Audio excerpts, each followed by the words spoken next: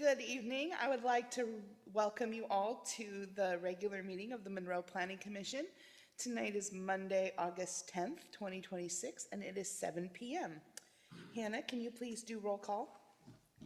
I'd be happy to. Commissioners present and establishing a quorum: Commissioners Balk, Dawkins, Lockhart, Peterson, Walsh, and Wersch. Commissioner Lowe is excused. Thank you, Hannah. And then moving on, and do we have any public comments this evening? No? All right. We'll move on to agenda items 4.1 and 4.2, which will be approval of the July 13th, 2026 and July 27th, 2026 minutes. Do I have a motion? I motion. Thank you, Nick. Do I have a second? Thank you, Mary, for the second. Are there any additions or corrections to the minutes? Kelsey?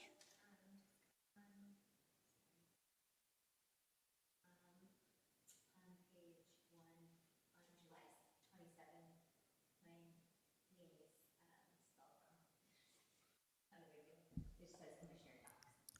I'll correct that. Thank you, Kelsey. Any additional corrections? No? All right. All in favor of approving the minutes as amended, say aye. Aye. Any opposed? No? All right. Motion carries to approve those minutes as amended.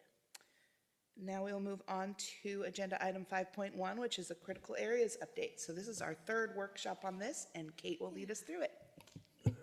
Thank you. While Hannah is bringing up the presentation, I just kind of wanted to give you an overview of your packet. It includes updated materials, and I used red strike through so you could see the changes. I did realize about 20 minutes ago I missed one of Kelsey's, the reed canary grass. It didn't get into the noxious weeds, so that will happen, but I just noted that. Let's see here. Okay, and so the presentation tonight, I'm basically going to walk you through a series of maps to really help you understand where these critical areas are. And I had a couple of questions about, well, how many properties are being impacted? And so I really wanted to, tonight, before we get into the question and answer, is just give a brief overview of where the various critical areas are, because it does not impact the whole city. And then once I get through the slides at the end, one of the last pages are the questions and answers that I've received from the commission. So thank you for calling me, emailing me. I appreciate that. And then going through the comments that we've received from state agencies, the Snoqualmie and Tulalip tribes. I have not received any comments from the general public yet, and I'm kind of shocked I haven't heard from the master builders yet either. They're typically provide comment. So with that, I'm going to just start with the big map, and I know it's hard to see on these screens even though they're gigantic. This map is really designed to show you everything. This is wetlands, critical aquifer recharge areas, steep slopes, the floodplain, fish and wildlife, and geologic hazards. So there's not a place in the city that isn't touched in one form or another, but if you go to the next slide, if I take out the critical areas, and this is an aerial photo, if I take out the critical aquifer, it is a little bit more limited, and you'll also notice that the fish and wildlife corridors, streams, are nicely along the edges of our community and also within the shoreline. So I really do think that that helps a little bit as the city is thinking about these regulations. A couple of other things that came to mind as I was reviewing questions and comments. Some of the critical areas that, like geologic hazards, most of that stuff is done through a geological report that comes in with new buildings, new subdivisions. So it's something that we already do on a regular basis. It doesn't require anything that really goes beyond what somebody would typically apply for. That being said, there are certain situations that we will ask for more if we have a steep slope or if there is a slough that we're aware of. We just really want to make sure that any new structures are going to stand. So next slide. So this map is actually really old. was realizing it hasn't been updated since 2013, and you'll notice like the North Hill area, it's missing a lot of the subdivisions, but the genesis of this map was actually back in the early 2000s when we did the first round of really big critical area regulations. And this map was actually done by the city's hired consultants. It used to be called the Watershed Company, which is now Facet.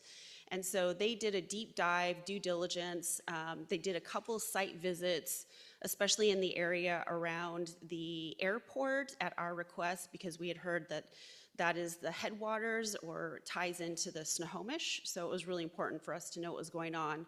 But big picture, it is a literature review. It is looking at aerial photos, and that typically is the first step when we're looking at critical areas. So next slide is also showing you wetlands, but it's what's on the county's website, which actually has got a lot of information even inside the city limits. And on all of my maps with the county, it shows both the city limits and our urban growth area.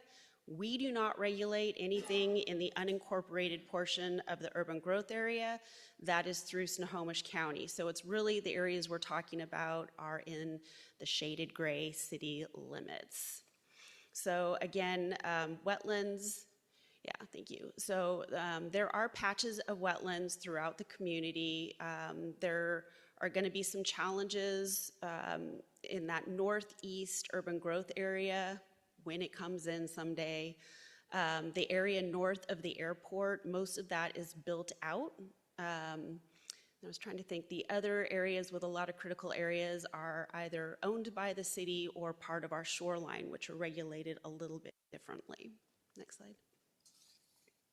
Okay, so this one again is this is the piece that is brand new to the city of Monroe. We've had these soils in our community that filter for the aquifers, but the city's not regulated them before, and that was one of the gaps we identified going through using the Department of Commerce's checklist, looking at other communities, Department of Health, Department of Ecology. And so what I'm really trying to convey is that it's basically the entire city, but everything south of US 2 is in that area that is described as high susceptibility. Most of the community is already built in these areas, so in that instance, the use would be allowed to continue as a legally non-conforming use. And so it's protected because when it went into play, it was prior to these regulations.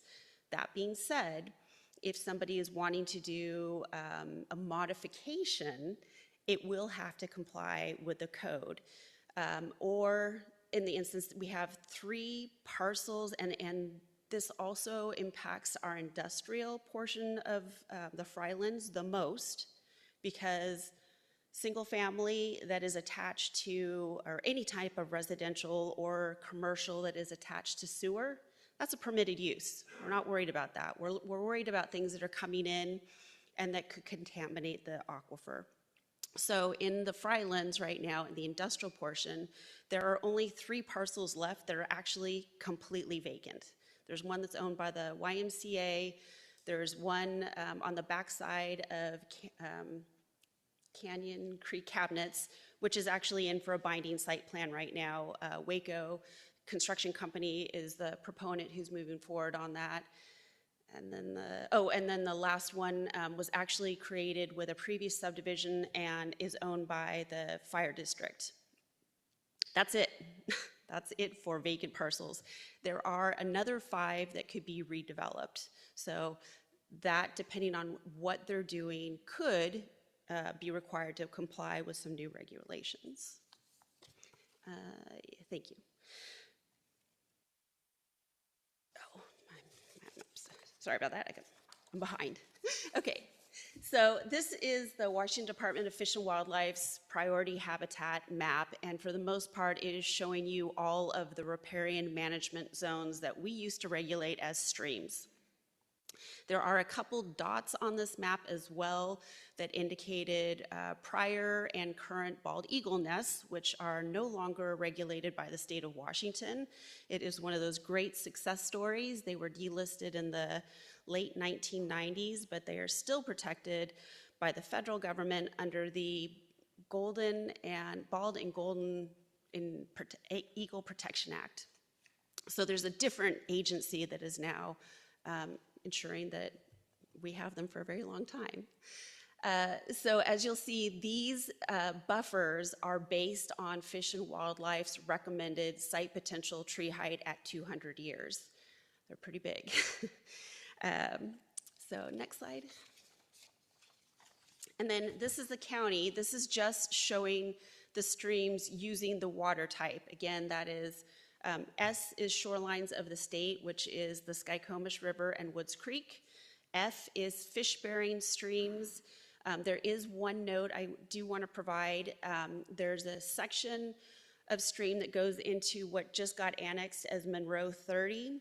During their critical areas report, they're already in for a subdivision and part of their critical area review. It was noted that that stream today is identified as non-fish bearing seasonal water, and there's fish up there. So that has actually been reclassified to fish based on site-specific biology. Then the next two are non-fish bearing perennial water flow, and then non-fish bearing seasonal water flow. Next slide. And so this is a repeat from the last presentation. This is one of the areas that, if you want to have conversation, this is a good one. The buffers on the left are what the city has had since 2003, 2005, and they were based on the Department of Natural Resources information back in the day. 200 feet for fish-bearing streams, and then the city of Monroe did something a little bit different. For the non-fish-bearing perennial streams, the city decided that if you were within a quarter mile of a fish-bearing stream, the buffer was going to be 150 feet, and if you were beyond that, it was going to be 75 feet. And then for the non-fish-bearing seasonal flow, it was 50 feet. And so based on what Fish and Wildlife have put out in their volumes 1 and 2, talking about the trees, they are recommending a very bottom minimum of 100 feet buffer. And that really takes care of pollution control, shading, root protection, reduction of metals. It's that we don't want to go below that based on the science. And so what I was recommending is that we not touch the fish-bearing stream designation of 200 feet, and then we increase the non-fish-bearing perennial water to 105, and you'll see why as I keep going with the slides, but based on Fish and Wildlife's mapping tool, everything in there is 105 feet or less, and so to me, we're meeting both their request and meeting that minimum threshold. And then for the non-fish-bearing seasonal, I am recommending the very bottom 100 feet. And then the far right column illustrates if you decide to go, or the council decides to go with Fish and Wildlife's full-on site potential tree height at 200 years, that would bump potentially the fish-bearing streams up to 225 feet. The non-fish-bearing perennial, again, is at 105 feet, which is why I was recommending that. And then the non-fish-bearing seasonal, it goes up, there's no data, and I'll explain that in a second, up to 105 feet. So I think we have some flexibility, and this is an area that you absolutely can have conversation about. I know in my earlier presentations, and also thank you to Eric for asking the question, you know, where are all these regulations coming from? Where are all of my, where was I looking for guidance? And in the responding to his questions that's in your packet, a lot of the cities did the legwork that I couldn't afford to hire a consultant for. And so it showed all of the science to support lower buffers. And so I really think that based on how Monroe has historically protected critical areas, it's the middle ground. Okay, so keep that in the back of your mind as I go through the next few slides. So these are the type F waters or fish-bearing streams, and this is just to show you the difference. The picture on the left is just the alignment of the stream, but we currently protect them with a 200-foot buffer. If you want to go with the Fish and Wildlife, each of the yellow zones is a different tree height, and it's based on the tree species, soil, and the expected height at 200 years, and how it would fall. That's how their numbers were derived. And so in this example, I'm covering the stream that comes out of, actually two of them, the one that runs along US 2 and then goes up north through the airport, and then the stream that goes from Lake Ty east to Ty Street. Those are both identified as fish-bearing. And so you can see in this slide, you've got everything from 105 feet to 225. And then there's a note up there, there's an area where there's no data available. And so based on Fish and Wildlife, they're like, well, you need to hire a biologist because there was a lack of information, but it doesn't mean that there's not a minimum buffer required. Next slide, thank you. So then this stream is actually part of the one that I just described. It goes kind of up past Kate's Addition, past the foothills, and then winds up at the Monroe 30 recently annexed area. And again, you're seeing on the right-hand side the variability of the buffer options as opposed to just keeping it at 200 feet. The next one, I wanted to keep this in, it is not currently in the city limits, although it will be at some point. And so this is an area that could be significantly impacted if we change our current path. The county had kind of similar buffers before they did their update. And then you can see, again, the variability if we go with the Fish and Wildlife tree height recommendation. Okay, so now we're on to the non-fish-bearing perennial waters. And again, you have a solid 105, which I believe covers the largest buffer recommended, but then you see the variability. So I know early on, Kelsey had been asking some questions, because I think you said you'd experienced it. Yeah. So it's hard to understand a moving target, not a moving target, but such variability as opposed to a very easy, this is what our code is going to be, and this is how we're defending it. Okay, almost done. Then this one is, okay, so this one is actually another one I really wanted to stop on because a portion of this stream actually ends, there's a fish weir that prevents fish from going further east in that section that, so the section to the west is fish-bearing, and the section to the east is non-fish-bearing, and that was part, it's my understanding, actually, Tony, you might be able to correct me on this, it was my understanding part of the, Frylands development that was part of the mitigation, and I can't remember if I saw that with the Hoserland Foothills development to the north or if it was the Frylands to the south, but that was an intentional decision by the city on how far they were going to let fish go down towards our industrial area.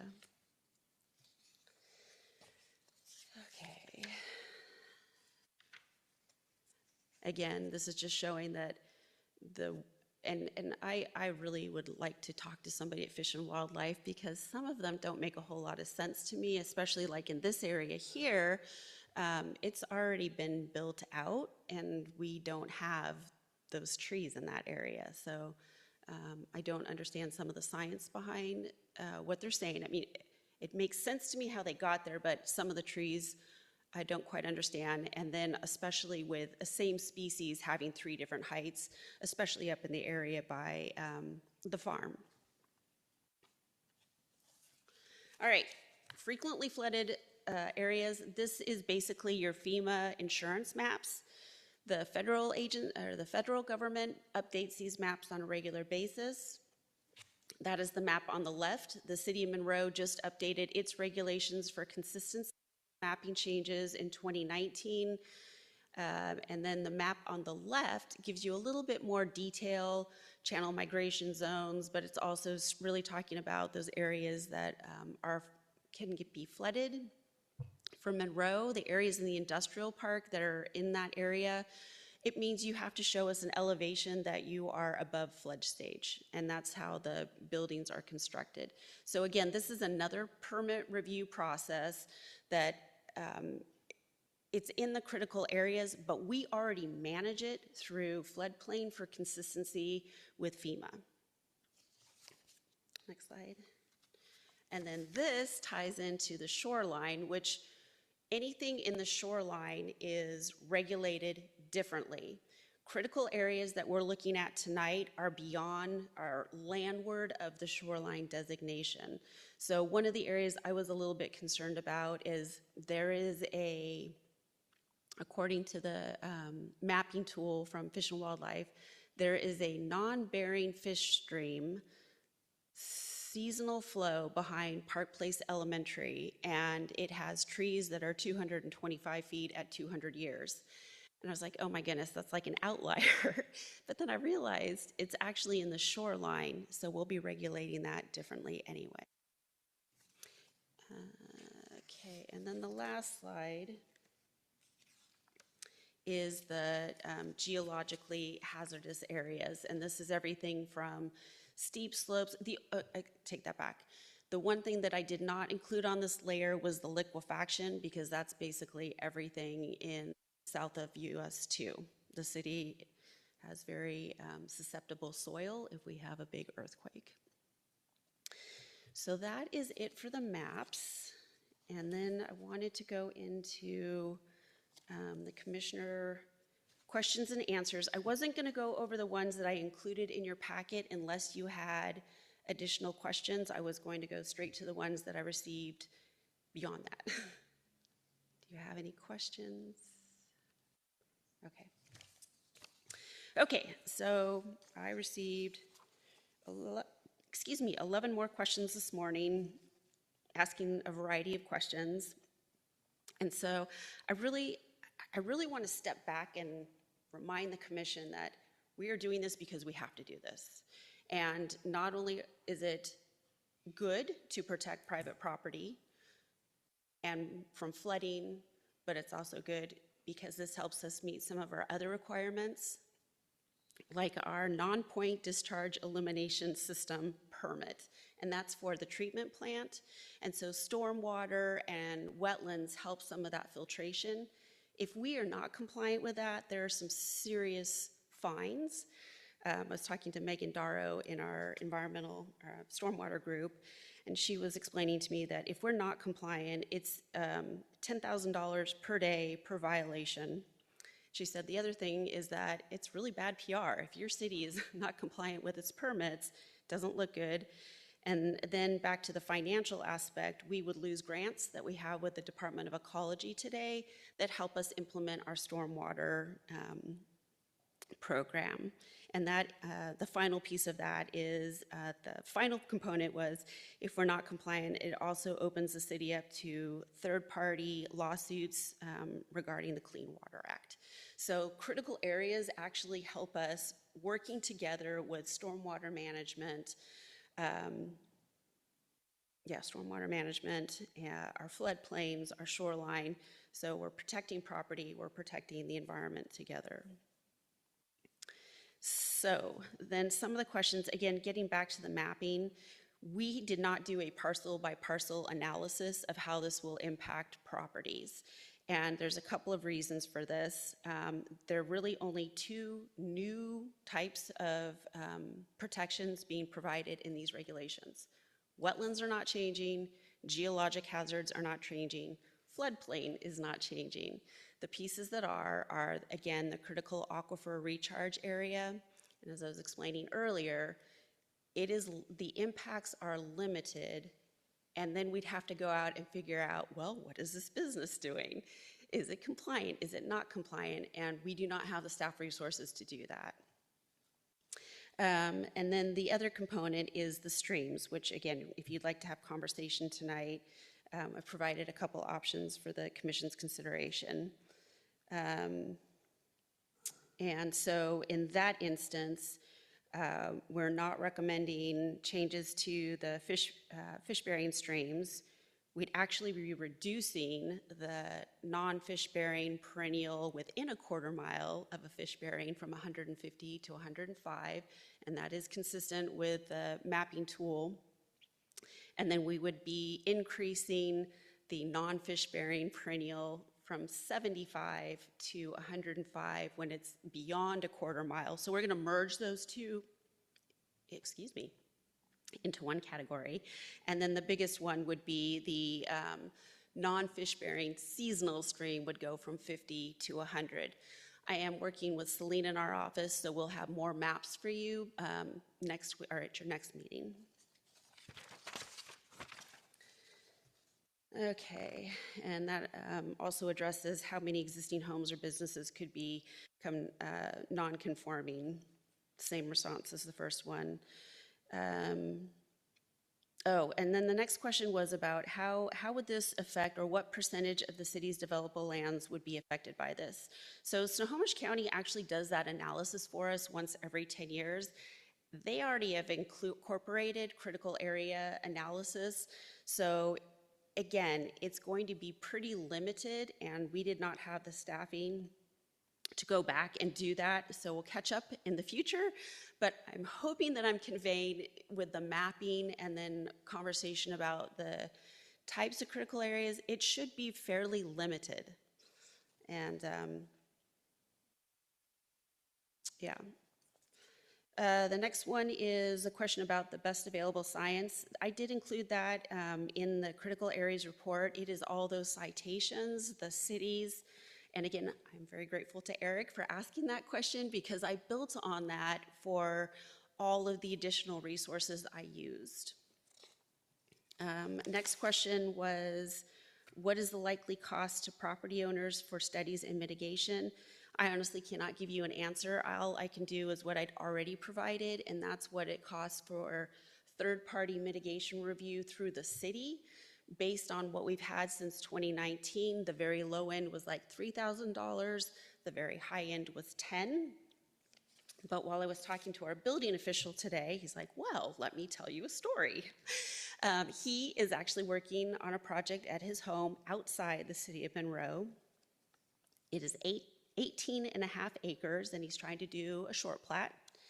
And his critical areas study, which is taking the available information of the aerial and then bringing the biologist on site, is costing him $17,000. So it can be very pricey.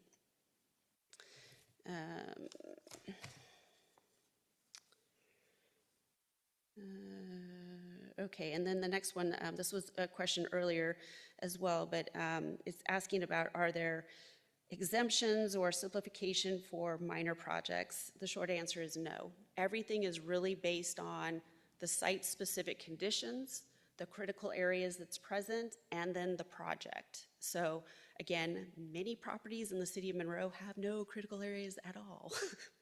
Then when you're doing a house, you should be seeing a smaller cost because it's a small project. Now, if it is, just trying to think, if you've got a reason, if you now have to go after a reasonable use exception because your property is 100% covered by a critical area or buffer, that might be more expensive because you're going to have to do mitigation. And that mitigation, if it's completely encumbered, might be buying into a wetland bank as a last resort. So everything is treated the same, but it's scaled based on site-specific conditions and the size of the project. And then there was another question about legally developed properties. I covered that earlier, but again, it comes legally non-conforming.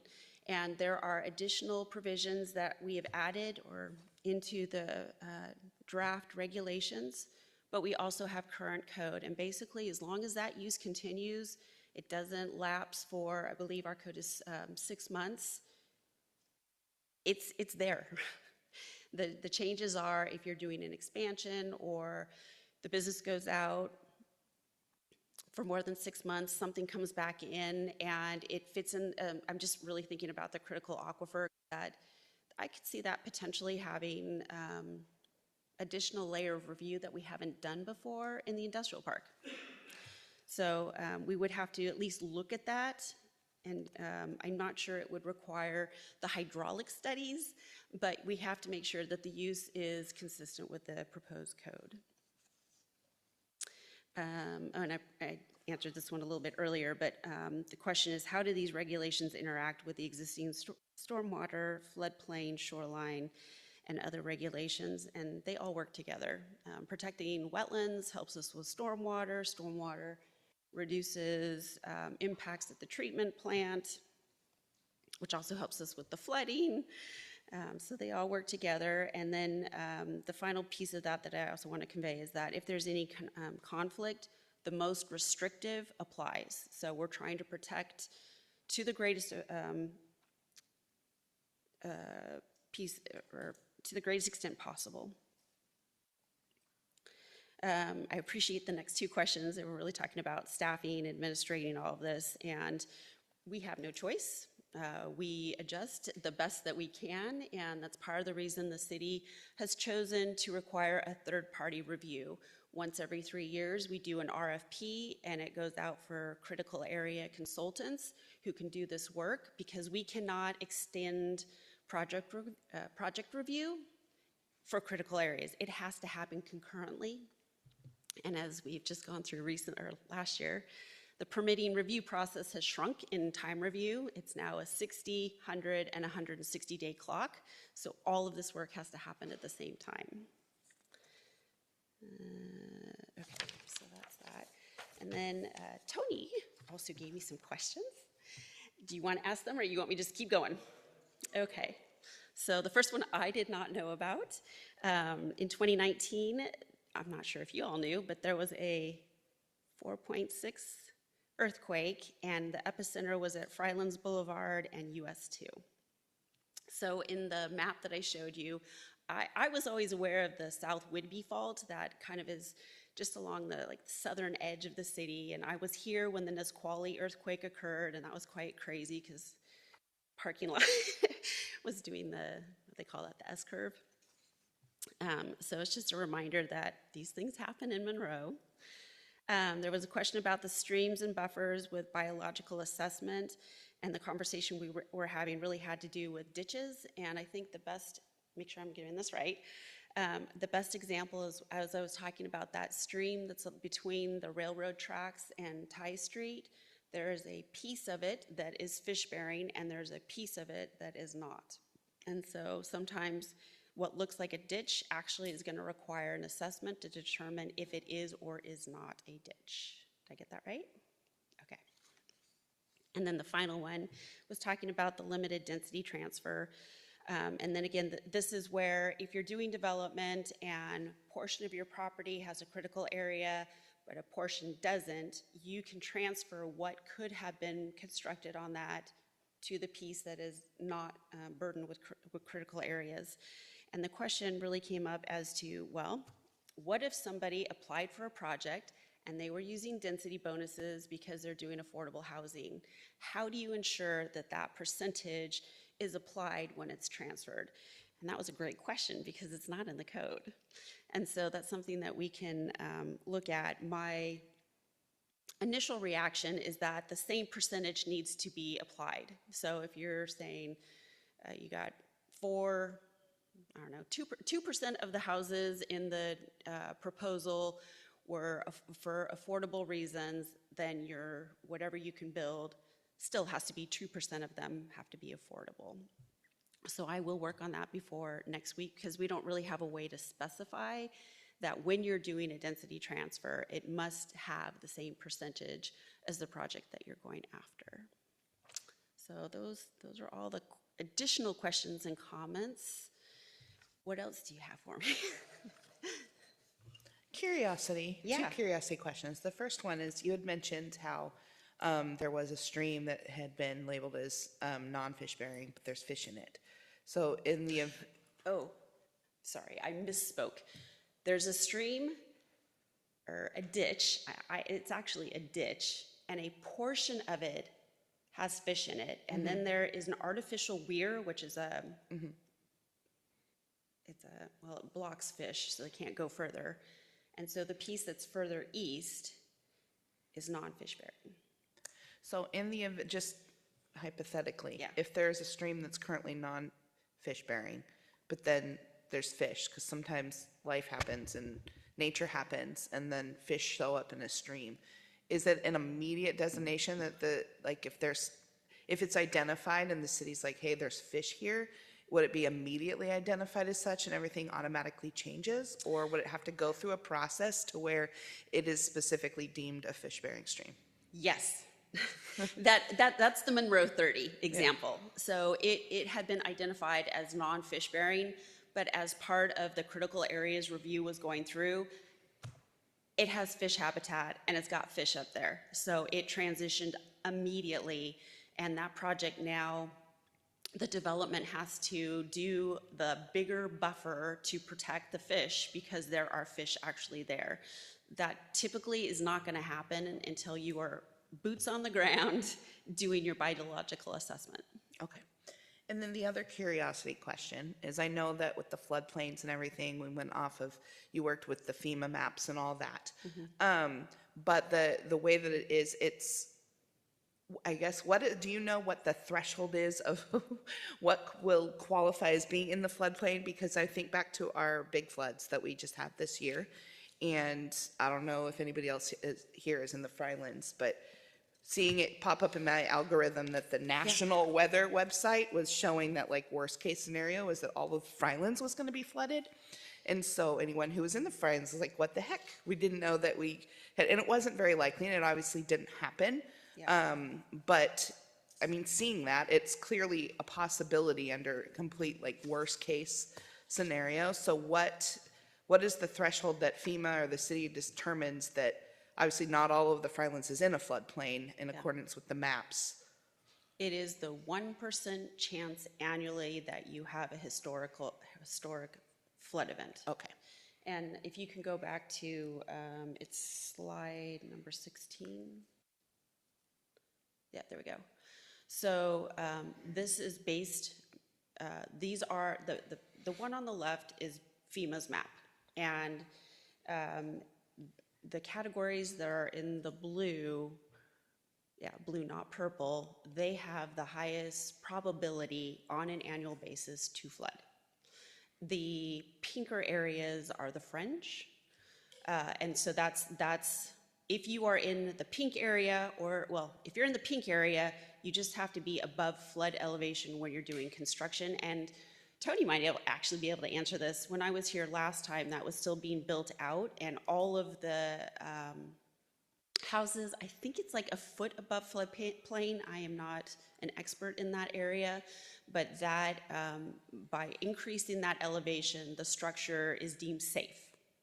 So you might still see flooding, but the structure should be fine.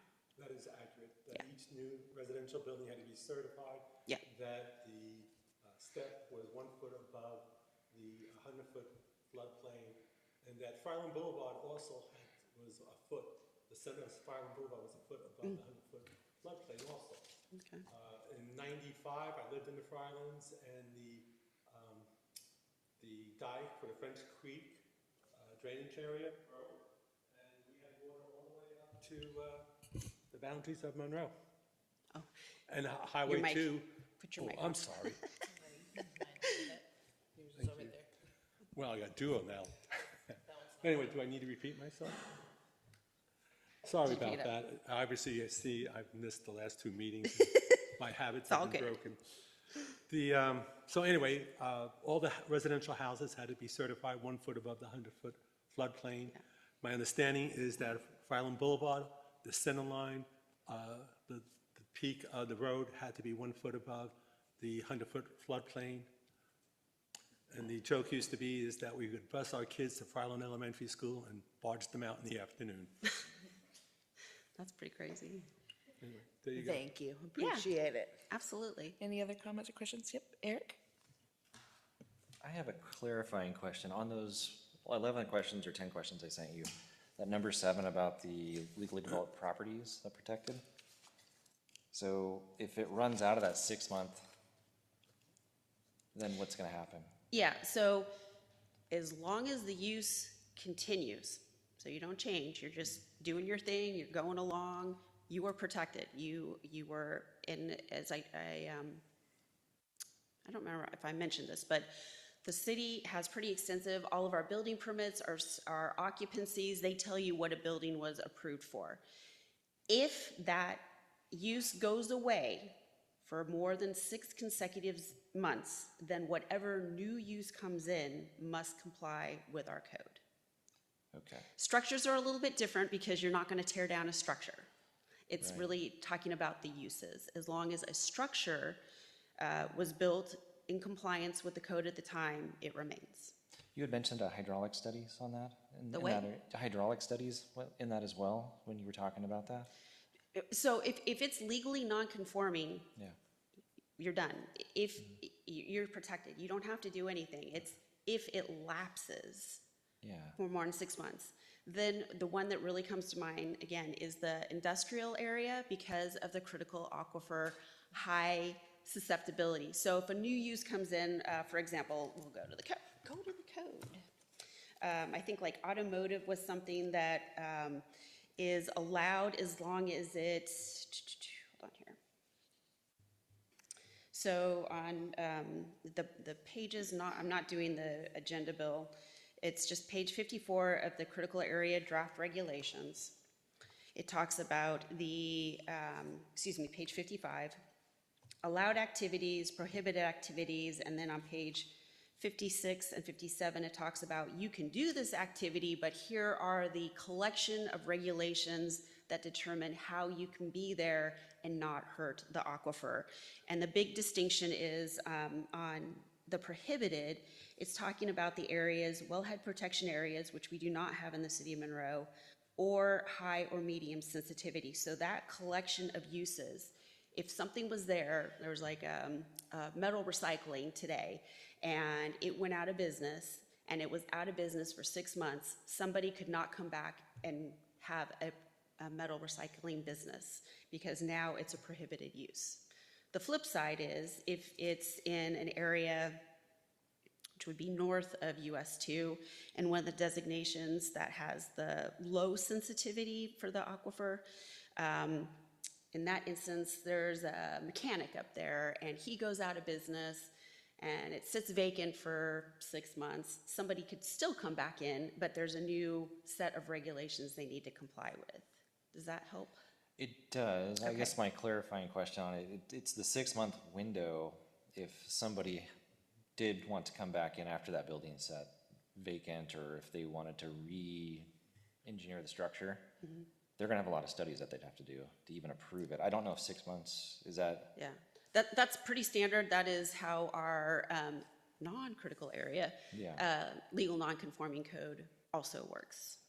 And I'm wondering if the aquifer is creating more time barrier in that as well. I don't understand.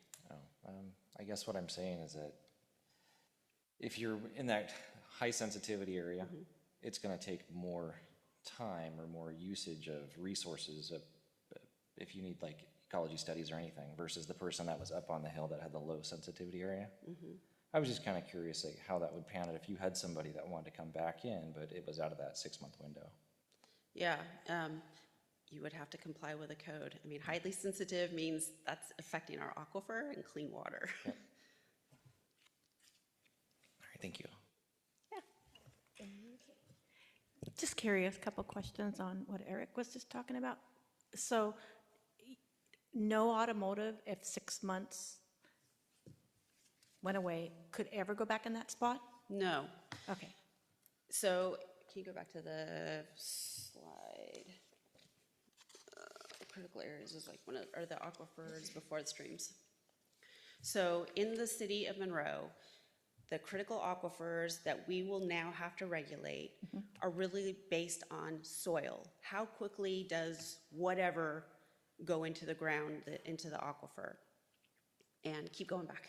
Oh, so the whole city does not have the same designation. However, the biggest piece with the sensitive soil is basically south of US 2, which if you think about it, makes a lot of sense just based on the topography of our community, and it washes out to the Skykomish River. So your flow is going in that direction, and part of it is flowing into the Skykomish. And so depending on where your business is located, it may or may not be a permitted use. To me, the biggest issue, the biggest concern that I have is a use that is in the industrial park today that would fit into those prohibited. So landfills, electronic waste, metal and hard rock mining, which we don't have mining in this community, but wood treatment. I don't think we have any of those anymore because you don't want creosote going into your aquifer. There's a prohibition on new septic tanks, so there are a few pieces south of US 2 residential that are not connected to city sewer yet. So that could have an implication for them. Does that help you? Yes, thank you. One more quick question, back on the flooding. Could be mistaken, so you can correct me. Wasn't like, I remember when Frylands was built, and yeah, they had to build it up, I do remember that. But isn't Lake Ty, didn't they put that in to help with the flooding? Was that before that flood or after? Because that was my understanding back then, so that's what I'm assuming it was there for. So Lake Ty, Hannah, if you could go to the shoreline map, it's slide 17.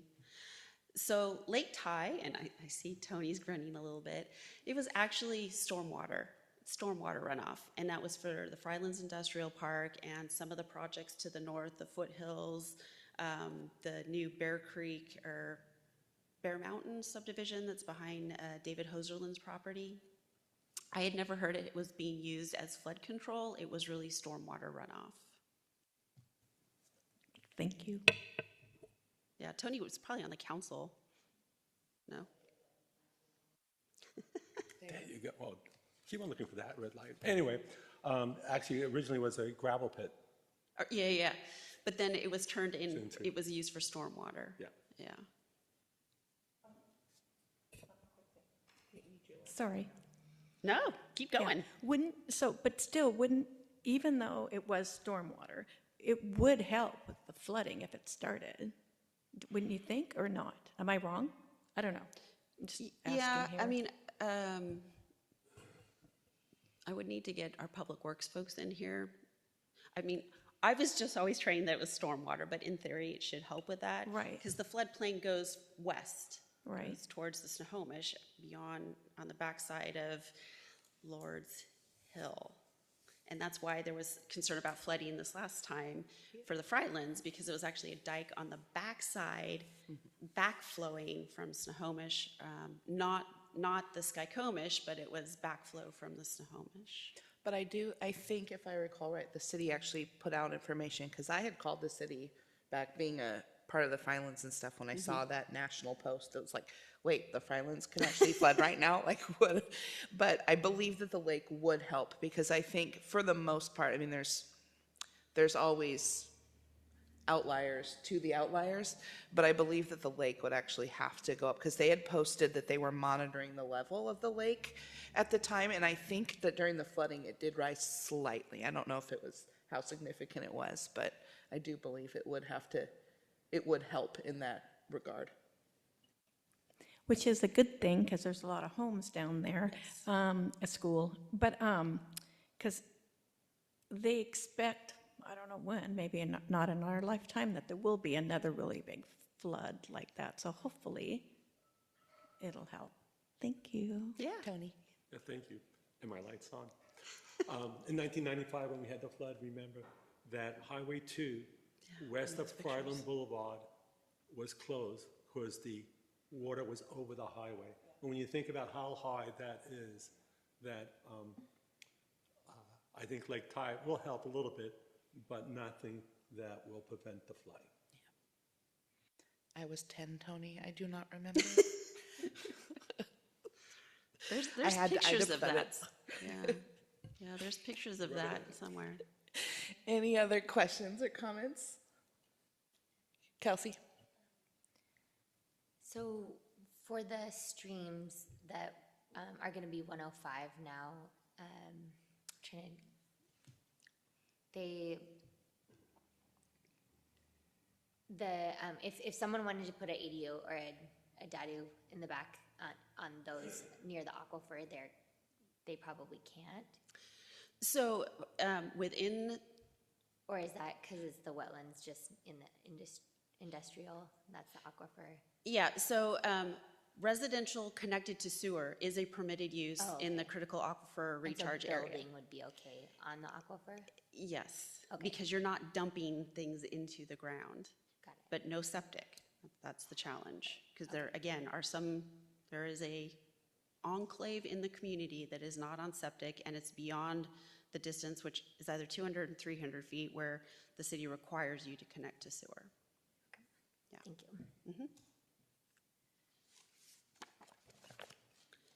All right, any other? Mary has another. Sorry. No, this is Quick good. question. If an area is marked critical, it's going to be critical, that's it, it's done, right? It's not ever going to change? So generally, yes, but all that really means is that, hey, city staff, you need to make sure that something is there because there is the potential that something's not there. Or if you had an adjacent property owner who was doing their thing, they didn't have a critical areas, and all of a sudden they had water gushing on their property, we'd go, oh, there's something going on there. Critical areas typically do not go away. Floodplain gets changed every 10 years by FEMA. They do a reassessment. So generally no, but there is the potential that they could change and shift. Yeah, absolutely. Okay. Still All right, going. I think you get to go. Keep going. Okay, so no more commissioner questions. I wanted to get to the questions from the public agencies, and that begins in your packet on page 177. I wanted to see if you had any questions, and I do have a change. Lance and I were talking a little bit more. The Tulalip tribes had made a request that for reasonable use, you couldn't apply for it unless you own the property before it was identified. And the more we talked about that, our concern is that you would be taking property rights, because if you move onto a property and you have no idea, a great example, we've got a situation happening in our community right now where we have two situations where I'm going to be educating the community that you have a very large and important wetland and streams in your backyard. That person doesn't necessarily know that that's going on. And so we don't, after talking about it more, we are actually going to remove that requirement. It was the Tulalip tribes had asked for, as of this date, if you do not own the property, you don't get the reasonable use exemption. We don't think that's right. And so I'll be making that change, and you'll see that when I do the strike through the next time around. Everything else, in general, when I say comment noted, we're not making a change. If we were making a change, I have identified it in the right-hand column. And I think that's everything. So my final question for you this evening is, do you feel like you're ready for me to put a public hearing together, or would you like to have one more workshop? If you need a workshop, please, again, send me questions and comments. I really appreciate that. Discussion? Any opposition to a public hearing? Tony, do you have a comment? Yes, on the question I raised on The affordable limited housing, density. Yeah. I have no opposition to a public hearing. If that issue is going to be addressed, unless you think you can go ahead and then address it later on, but I figured it's easier to, anyway. Yeah, I have some ideas that I'm going to discuss with my team. If it does not get addressed with this, I still have to do all of this legwork with city council. Okay. So regardless, it will be addressed. I'm hopeful that I'll have a solution before it comes back to you in, was that 2 weeks?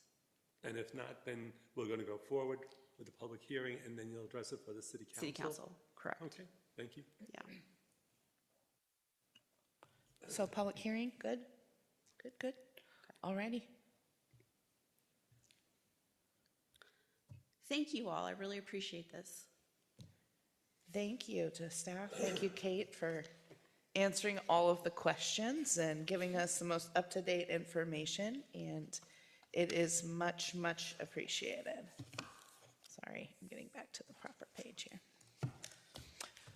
We will move on to discussion by commissioners and staff, starting down with, actually, let's change it up. Kelsey, we'll start with you today. Thank you, staff. I have nothing for today. All right, Eric?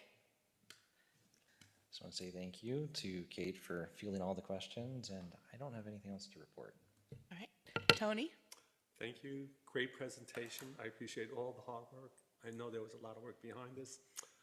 Great to be back. I found out that at the age of 74, it was easier to drive across country by myself in 4 days than I did at 24 in 4 days, simply because, one, speed limit at 24 was 55 miles an hour. Montana, North Dakota, 80 miles per hour. Second, cruise control. That made a huge difference. Anyway, I had a wonderful time visiting family on the East Coast, New Jersey, Vermont, Massachusetts, and I'm glad to be back. Thank you again to staff. And also, I attended National Night Out. My middle kiddo is the only one who came with me because the smoke was still kind of on the edge, but he joined some of his teammates from the Monroe Youth Football Association to go down there and check everything out. So it was nice to see the city booths that were there. And I know there were some people, some of the booths that had planned to be there weren't because of the air quality at the time. But it still was really well put on, and it was a great event, and a lot of people still showed up. So thank you to the city for representing down there, and to all the other community members who made it a great night for those who attended. That's it for me. Nick? I just want to say thank you, Kate, for the detailed presentation. It was very useful, and there's definitely, I feel, a few more things that I want to think about in there, but I'll reach out to you when I come up with any questions I have. Other than that, it's still a little warm out there, so make sure everyone's air conditioning is still on. Mary? Thank you, Kate. All righty. And Kate, do you have any other things to add tonight? I do not, but it was fun seeing you at National Night Out. And then Hannah? I've got nothing, just be nice to each other. Thanks. I have to backtrack. I apologize, because back to National Night Out, the coolest thing for myself and the kiddo was when we stopped by the police booth. They had their huge drone out there, and so they were doing demonstrations where they were sending it up into the air and like down the road a ways, but then we're still able to zoom back in on the booth. So I was able to tell my child, like, don't get lost, we'll find you. Like, don't run off and stuff. And I said, and don't do anything bad because they will find you. So it was good for that. So, alrighty, if there are no objections, we will adjourn the meeting.